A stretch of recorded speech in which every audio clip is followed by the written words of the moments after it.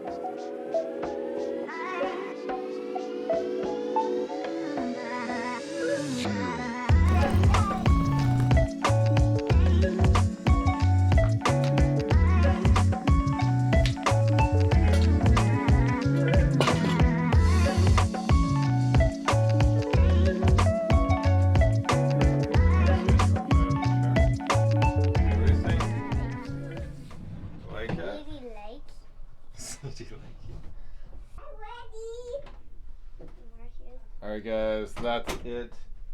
This is done. We've got the desk in. We've got the closet doors on. Chairs built. This bed is done. There's one downside of IKEA furniture, and it's that. This is a bit much.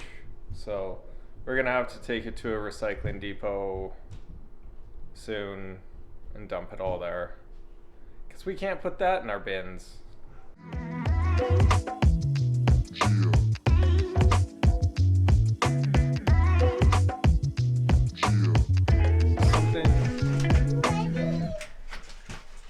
You guys are so loud to try and record me.